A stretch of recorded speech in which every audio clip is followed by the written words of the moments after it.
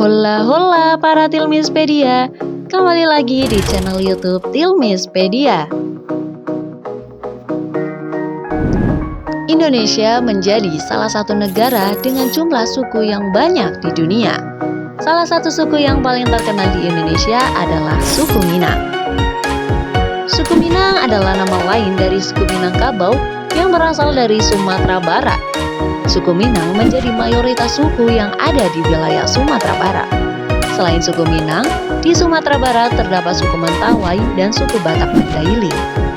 For your information, suku Minang adalah salah satu suku bangsa yang ada di Indonesia dengan populasi terbanyak nomor 1 berjumlah 6.462.713 jiwa, yang mana presentasinya dengan seluruh penduduk Indonesia itu sebesar 2,73% berdasarkan yang dikutip dari indonesiabaik.com. Hal ini dibuktikan salah satunya dengan tersebarnya rumah makan Minang di seluruh penjuru Indonesia. Tapi, kali ini kita nggak bahas mengenai asal-muasal dari suku Minangkabau. Di video kali ini, kita akan bahas kenapa banyak orang Minang yang menggunakan nama bule atau kebarat-baratan.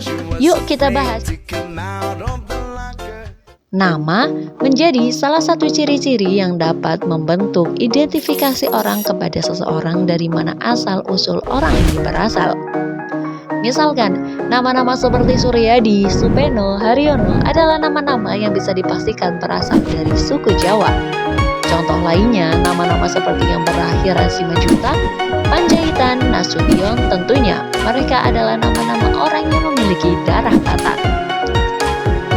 Dikutip dari cnbcindonesia.com, nama-nama seperti Jeffrey Nicole, Vino G. Bastian, Claudia Cynthia Bella, Natasha Rizky, Nikita Willy, dan Kathleen Hederman. Apabila mendengar nama tanpa menyaksikan fisik orangnya, Anda mungkin berpikir bahwa mereka adalah orang barat atau bule. Padahal kenyataannya tidak. Faktanya, mereka semua berasal dari suku yang sama, yakni Minangkabau atau orang Padang dari Sumatera Barat yang setidaknya mereka memiliki darah Minang. Mungkin tidak sedikit dari kita heran kenapa orang Minang yang kental dengan adat istiadat dan nuansa Islam malah menggunakan nama layaknya orang Barat dari generasi ke generasi. Apakah biar terlihat keren? Tentu tidak. Alasan sebenarnya yang belum banyak orang tahu bahwa pemilihan nama itu terjadi sebagai buntut permasalahan kultural imbas kejadian Pemerintah Revolusioner Republik Indonesia atau PRRI. Bagaimana bisa? Cerita bermula ketika Ahmad Hussein mendeklarasikan pemerintahan tandingan bernama PRRI pada 15 Februari 1958 di Kota Padang. Deklarasi tersebut didasari oleh ketidakpuasan para pejabat militer dan sipil terhadap pemerintah pusat. Mereka menuntut otonomi daerah karena merasa pemerintah pusat cuek terhadap Sumatera Barat yang sudah berjasa bagi bangsa dan negara. Pemerintahan tandingan ini dibarengi pula oleh pembentukan kabinet. Nama-nama terkenal seperti Syafruddin Prawira Negara, Asaat, dan Sumitro Joyo Hadikusumo tercatat masuk dalam kabinet tersebut.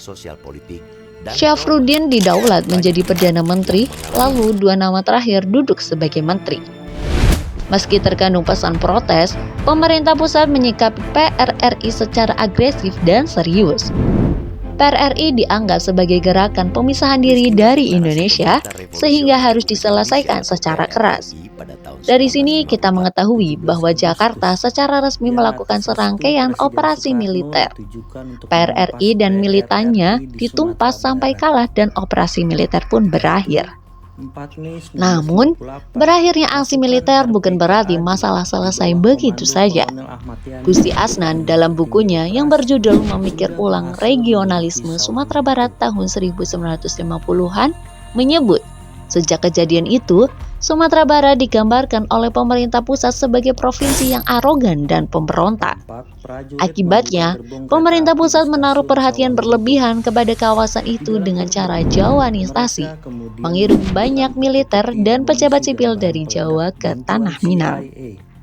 Awal mula pergeseran nama orang Minang menurut Gusti Asnan, seorang profesor Doctor of Philosophy, yaitu bermula masuknya gelombang militer ke tanah Minang, berujung pada sikap represif dan militeristik yang mendorong warga Sumatera Barat menyesuaikan pola yang diterapkan militer dan pemerintah pusat.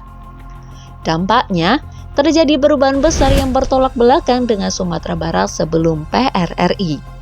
Perubahan besar ini ditulis Audrey Kahin dalam buku yang berjudul Dari Pemberontakan ke Integrasi Sumatera Barat dan Politik Indonesia 1926 sampai 1998, membuat semangat dan identitas masyarakat Sumatera Barat hilang.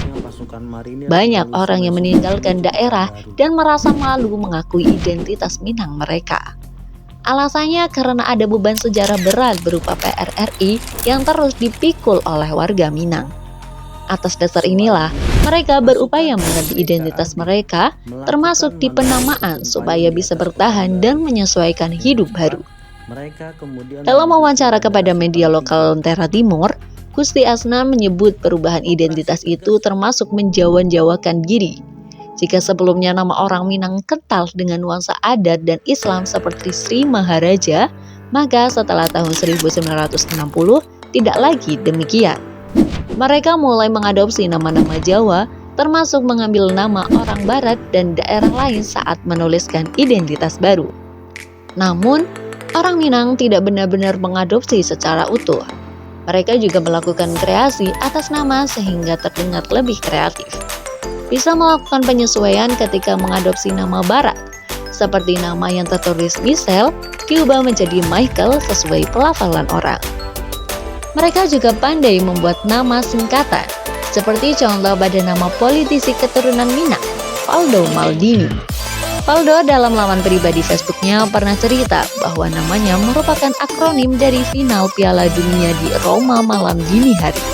Penulisan nama ini disebabkan karena Valdo Maldini memang lahir pada tanggal 9 Juli 1990 saat berlangsung pertandingan final Piala Dunia 1990 antara Jerman Barat versus Argentina di Roma, Italia.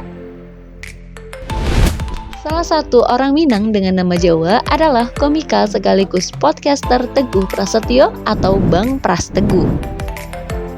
Menurut Gusti Asnan, pergantian identitas ini memang sebagai bentuk pembaharuan diri.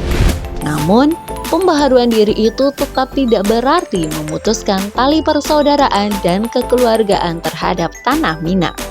Meski dipantik oleh PRRI yang sebenarnya sudah berlangsung puluhan tahun lalu, penulisan nama orang Minang seperti bule atau daerah lain terus berlangsung lintas generasi hingga kini.